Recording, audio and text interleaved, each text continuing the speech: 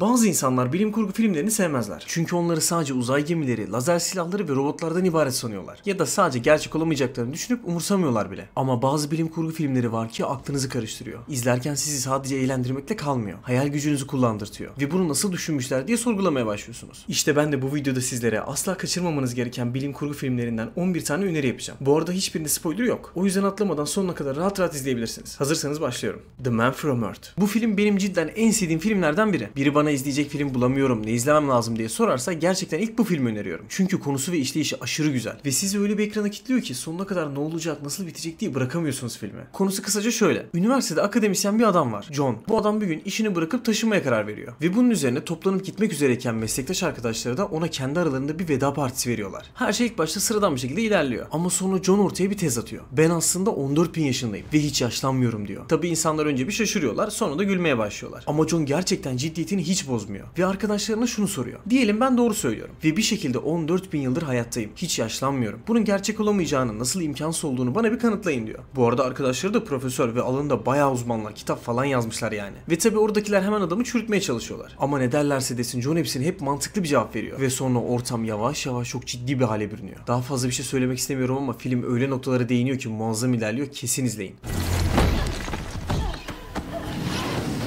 Invisible Man. Buradaki adam diğeri gibi 14.000 yaşında falan değil ama görünmez biri. Peki nasıl? Bu filmde görünmez birine karşı nasıl hayatta kalabilirim sorusunu düşünmenizi sağlayacak bir film önereceğim. Bu arada bu film hem bilim kurgu hem gerilim hem de korku olarak geçiyor. Ama açıkçası ben korkunç demezdim. Sadece izlerken sizi bir baskı altında hissettiriyor. Zaten bence güzel kısmı da orası. Ben olsam ne yapardım, nasıl kurtulurdum diye düşünüp duruyorsunuz izlerken. Bu kadının ismi Cecilia ve eşi de bir mühendis. Ama Cecilia son zamanlarda sürekli eşinden şiddet ve taciz görmeye başlıyor. Ve bir gece dayanamayıp evden gizlice kaçıyor. Sonra da bir arkadaşın yanında saklanmaya başlıyor. Ve bir süre sonra da Cecilia'ya bir haber geliyor. Eşinin artık hayatta olmadığını öğreniyor. Bu arada kadının eşi bayağı bir zengin ve Cecilia'ya da büyük bir miras bırakıyor. Ancak Cecilia eşinin gerçekten hayatta olmadığına inanmıyor. Çünkü bu o kadar basit olamaz. Bu adam benim peşimi asla kolay kolay bırakmazdı diyor. Ve bir gece evde kaldığı sırada garip ve açıklanamayan bazı olaylar yaşamaya başlıyor. Cecilia kendinin görünmez bir varlık tarafından sürekli takip edildiğini hissediyor. Ve sonra bunu birine söylediği zaman ona hiç kimse inanmıyor. Invisible Man 2019 yapımı hem gerilimli hem de sizi daraltan türden bir filmde. Ama güzeldi yani, izleyin. Nasıl bulduğunuzda yorumlara yazın, merak ediyorum. Tomorrow War. Evet biliyorum, videonun başında bilim kurgu sadece uzaylılar, robotlar falan değildir dedim ama bu film gerçekten güzeldi. Yani sadece bilim kurgu aksiyonu falan da değil. Filmin anlatmak istediği, dokunduğu duygular, işleyici falan bayağı iyiydi. O yüzden listenize bunu da ekleyin derim ben. Film bir ailenin Dünya Kupası maçını izlemesiyle başlıyor. Ve izlerken bir anda sahanın ortasına birden bir ışık beliriyor. Ve tabi herkes şok oluyor. Ve ışığın içinden bir takım askerler çıkıyor. Biz 2051 yılından geldik. Uzaylılar bütün dünyayı, insanlığı yok edecek. Ve bizde de savaşacak asker falan kalmadı. O yüzden sizden yardım istiyoruz diyor. Zaten uzaylılar sizin dünyaya 2048 yılında gelecek. Ve 3 yıl sonra da insanlığın çoğunluğunun hayatta olmayacağını söylüyor. Şimdi burada insanlar bayağı bir ayrıma düşüyorlar. Bir kısmı ya daha 26 yıl var, ben neden şimdi durup dururken hayatımı riske atayım ki diyor. Diğer kısımda yapacak bir şey yok, her şey çocuklarımız için deyip savaşa gitmeyi kabul ediyorlar. Peki ben de size soruyorum. Siz henüz olmamış bir savaş için hayatınızı riske atar mıydınız? Yorumlara yazın bunu. Bu film bilim kurgu aksiyon türünde sürükleyici bir filmde. Bence bir şans verin ve izleyin. Sonra da yorumlarınızı yazın, merak ediyorum nasıl buldunuz. The Invasion yani istila. Hazır uzaylılar demişken bir tane daha böyle bir film önereceğim size. Ama tabii ki bu da farklı. Öncelikle film klasik bir uzaylı istilası gibi başlıyor. Ama tabii sonra işin rengi değişiyor. Uzaydan gelen gizemli bir mekik dünyayı çarpıyor ve yeryüzüne düşüyor. Ama tabii mesele bu değil. Asıl mesele o mekiğin üstündeki garip bir madde. Çünkü bu maddeye temas eden insanlar artık bildiğimiz insanlar olmaktan çıkıyorlar. Ne bir his var, ne bir duygu, ne bir öfke, ne de bir sevgi. Sadece soğuk, sessiz robot gibi yaşayan canlılara dönüşüyor herkes. Ve en korkuncu da bunu yapan şey bir yaratık değil. Gözle görünmeyen bir virüs gibi eğiliyor etrafa. İnsanlar sabah uyandıklarında artık bambaşka biri olmuş oluyorlar. Başroldeki Carol isimli kadın da oğlunu bu tehlikelerden korumak zorunda. Ama bunun için en önemli şey, yani duygularını tamamen gizlemesi gerekiyor. Çünkü en ufak bir korku, en küçük bir şaşırma bile seni ele veriyor. Yani o dünyada hayatta kalmak istiyorsan robot gibi yaşamak zorundasın. Başka çaresi yok. Ben izlerken film boyunca sürekli kafamda şu soru vardı. Ben olsam duygularımı, hislerimi bu kadar bastırabilir miydim? Hiçbir şey hissetmeden hayatta kalabilir miydim? Filmin sonlarına doğru temposu bayağı bir yükseliyor. Ama bana sorarsanız en güzel tarafı o yarattığı baskı hissi. O tedirginlik hali. Bir de üstüne Daniel Craig ve Nicole Kidman gibi iki tane sağlam oyuncu olunca ortaya izlenmesi gereken sağlam bir bilim kurgu filmi çıkıyor. Eski ama güzel bir filmdi. Bence bunu da izleyin. Frekans. Kimseye kaybettiği ve bir daha asla konuşamayacağı biriyle konuşma fırsatı verilmez. Ama bu adam hariç. Çünkü bu adam gece evindeyken eski bir telsiz buluyor. Bu telsiz 30 yıl önce kaybettiği itfaiyeci babasına ait. O da telsiz çalıştırıyor. Ve şansına ilginç bir doğa olayı yüzünden dünyadaki frekanslar karışmış. Ve bu yüzden telsizin diğer ucundaki bir adamla sohbet etmeye başlıyorlar. Ve sohbet ilerleyince onun kaybettiği babası olduğunu anlıyor. Ama tabi adam doğal olarak ona inanmıyor. Ve tartışmaya başlıyorlar. Ve bunun üzerine adam babasına 12 Ekim'de yani yarın seni bir yangında kaybettik. Yanlış yöne gittin. Diğer tarafa gitseydin kurtulacaktın diyor. Ve bunun yapın dedikten sonra da hatlar kesiliyor. Sonra sabah olunca adama bir haber geliyor. Gerçekten de büyük bir yangın çıkmış ve adam da o yangında oğlunu dinleyip hayatını kurtarıyor. Ama bu yüzden çok büyük bir sorun çıkıyor. Bu sefer de adamın şu an hayatta olması gereken annesinin yıllar önce hayatını kaybettiğini öğreniyor. Ve bu yüzden de geçmişteki babasından annesini kurtarması için tehlikeli bir yardım istiyor. Filmin senaryosu, oyunculukları, olay örgüsü falan çok başarılıydı. Hatta daha sonrasında buna benzer bir sürü film çıktı. Ama işte bu film onların ilham kaynağı aslında. O yüzden izlemeyenler sakın kaçırmasın bunu. Hatta daha önce Ters Köşe Film Önerileri videosunda bahsettiğim The Butterfly Effect filmi buna benziyor. Onu seviyorsanız bunu kesin seversiniz. The Substance.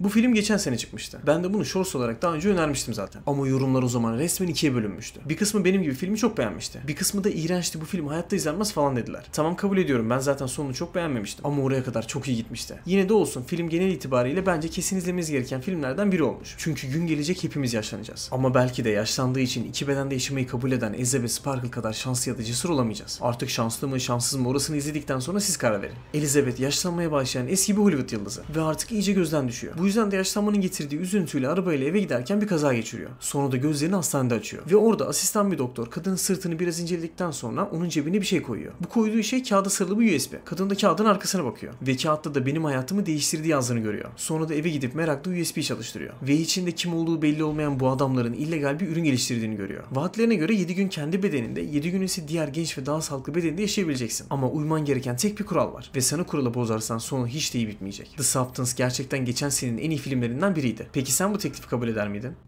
Mirage. Bazen tek bir kararla bütün hayatın komple değişebilir. İşte Mirage tam olarak böyle bir konuya sahip. Filmde Vera adında bir kadın var. Ailesiyle birlikte yeni bir eve taşınıyorlar. Ama bu evde 25 yıl önce bir olay yaşanmış. Nico adında küçük bir çocuk gördüğü bir şey yüzünden kaza geçirip hayatını kaybetmiş. Ve bu evde kalan Vera da bir gece fırtınalı bir hava sırasında uyanıp yatağından kalkıyor. Ve evdeki eski televizyonun açılmış olduğunu ve bir şekilde frekanslar karıştığı için geçmişteki Nico ile bağlantıya geçebildiğini fark ediyor. Sonra çocukla konuşunca kadın onu uyarmaya çalışıyor. Sakın dışarı çıkma, ben doğru söylüyorum, sana araba çarpacak diyor. Ve bu şekilde de çocuğun hayatı kurtuluyor. Tamam, kurtuluyor ama kadınsa bu uyanınca bu sefer de kendi hayatının komple değiştiğini görüyor. Mesela artık o evde yaşamıyor. Kızı hiç doğmamış ve eşi bile onu artık tanımıyor. İşte bu büyük sorun yüzünden Vera eski hayatına dönmek için kimsenin ona inanmadığı bu dünyada tek başına bir yola çıkıyor. Eğer siz de hem zaman yolculuğu hem de gizem gerilim temalı bir film arıyorsanız bunu da izlemeniz lazım. Özellikle finali çok iyiydi. Finalini görünce ne hissedeceksiniz çok merak ediyorum. Filmi nasıl bulduğunuzu yorumlara yazmayı da unutmayın. Tao. Bir yapay zeka seni esir alsa ne yapardın? Üstelik o yapay zeka senden bir şeyler de öğrenmek istiyorsa. Filmde Julia adında genç bir kadın kaçırılıyor ve kendini bir evin içinde deneylerde kullanılan bir kobay gibi buluyor. Ama buradaki ev bildiğimiz evlerden tamamen farklı. Bu ev komple yapay zeka tarafından kontrol edilen bir sisteme sahip. Ve bu sistemin ismi de filmin ismiyle aynı. Tao. İlginç olan kısmı şu. Tao her şeyi biliyor. Ama ona bu yetmiyor. O insan olmayı öğrenmeye çalışıyor. Ve bunu da Julia sayesinde yapmak istiyor. Film biraz kapalı bir mekanda geçiyor ama sıkıcı falan değil. Aksine sürekli diken üstünde izleyebileceğiniz bir film. Benim için izlemesi gayet keyifliydi. Umarım siz de beğenirsiniz. Bir şans verin derim bence.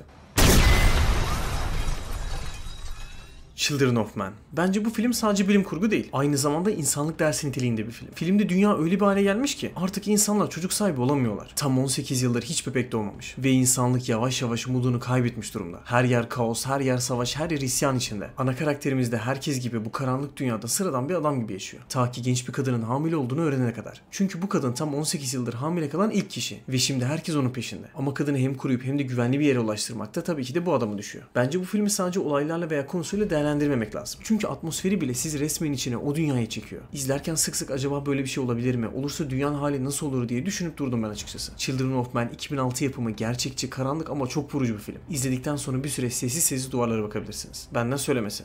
Black Box. Bu film sizi öyle bir ikileme sokuyor ki izlerken sürekli kendi kimliğini kaybedersen hala sen misin diye düşünmeden edemiyorsunuz. Başrolümüzde Nolan adında genç bir baba var. Bir trafik kazası geçiriyor ve o kazadan sonra ne geçmişini hatırlayabiliyor ne de yaşadığı şeyleri doğru düzgün algılayabiliyor. Hatta bazen kendi kızının yüzünü bile tanıyamıyor. Ama en kötü olanı şu, hafızasını kaybettiği için kim olduğunu da bilmiyor artık. Yani aslında bir bakıma hayatta ama kimliğini yitirmiş bir halde. Doktorlar da ona deneysel bir tedavi öneriyor. Siyah kutu adında zihinle bağlantı kurabilen bir cihaz sayesinde hatıralarını yeniden canlandırabileceğini söylüyorlar. Ve o da tedaviye başlıyor. Ama buradan sonra işler fena karışıyor. Çünkü gördüğü anılar bir süre sonra rahatsız edici bir hale dönüşmeye başlıyor. Şimdi şöyle düşünün. Kendi beynin içindesin ama kontrol sende değil. Ve orada seni sürekli takip eden de bir yüz var. Black Box, bilim kurgu, gerilim ve psikolojik dramayı bir arada sunuyor bizlere. Düşük bütçeleriyle de bu kadar iyi iş çıkarmaları bence ayrı bir takdir sebebiydi. İzlemeden geçmeyin derim. Özellikle de Black Mirror tarzı yapımları seviyorsanız.